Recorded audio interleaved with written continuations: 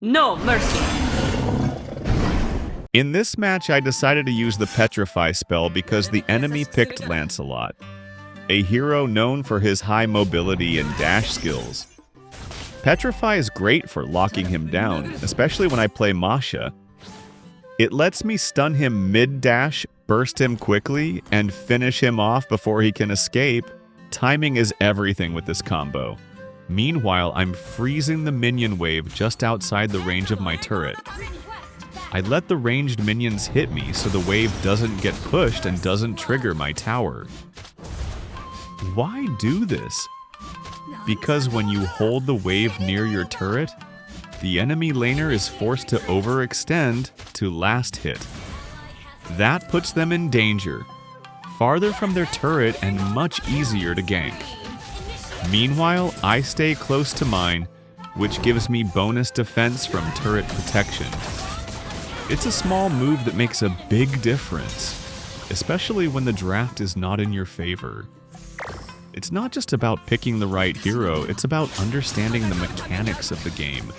Since it's still early game, I don't have much damage yet. No items, just basic attacks.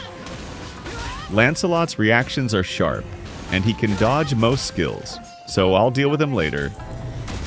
Right now, my focus is the fighter in my lane, Yu Jong.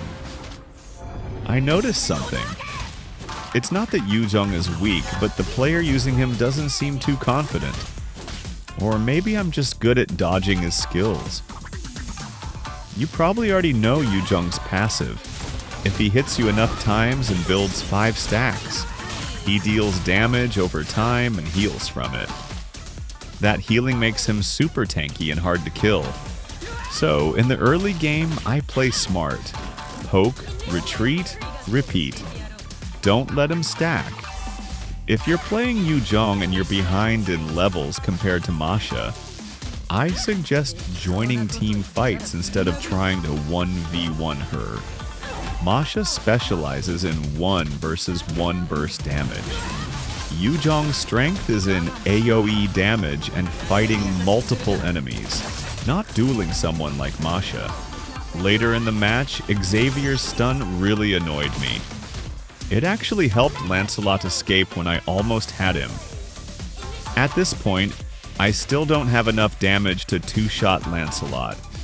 That's why I always say, before joining team fights, make sure Masha has 3 HP bars.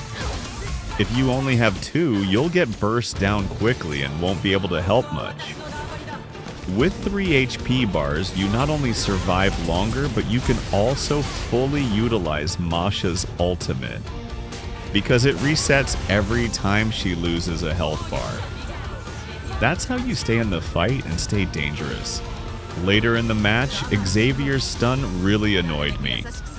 It actually helped Lancelot escape when I almost had him. At this point, I still don't have enough damage to 2-shot Lancelot. That's why I always say, before joining team fights, make sure Masha has 3 HP bars. If you only have 2, you'll get burst down quickly and won't be able to help much. With 3 HP bars, you not only survive longer, but you can also fully utilize Masha's ultimate, because it resets every time she loses a health bar. That's how you stay in the fight and stay dangerous.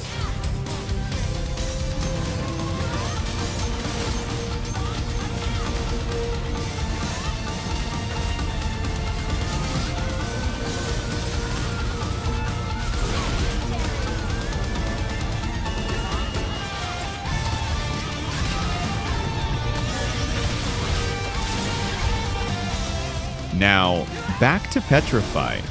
It's not only great against Lancelot, it works really well against Nathan too. If timed correctly, you can burst him before he activates his ultimate and escapes.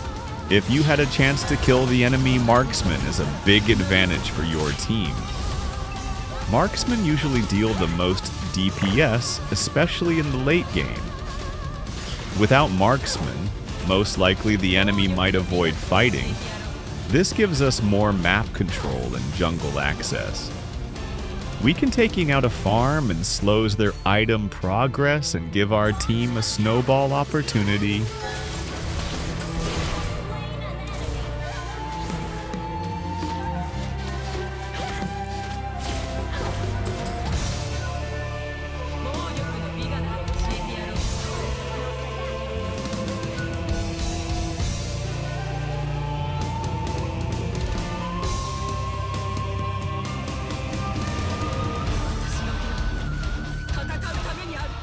Yu Jong's playstyle is pretty predictable. Most of the time, you'll see him dive into the backline using his ultimate. As a Masha main, it's my duty to protect the backline.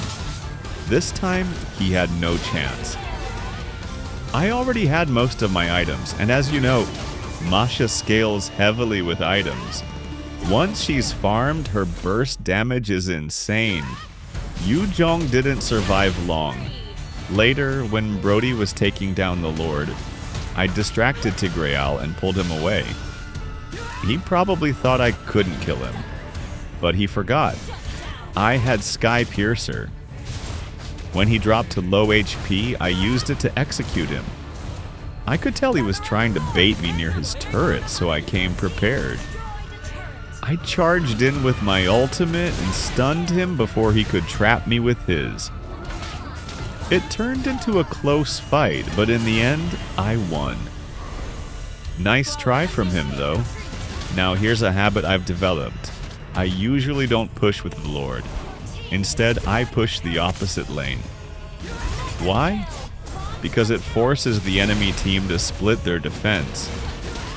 If they all focus on stopping the Lord, I can sneak in from the other side and destroy turrets. If we manage to take down all 3 turrets, our minions will become even stronger. But that's just a bonus. The real strategy is to make them panic, catch someone who are alone, and crash their backline. This works in most games if your timing is right.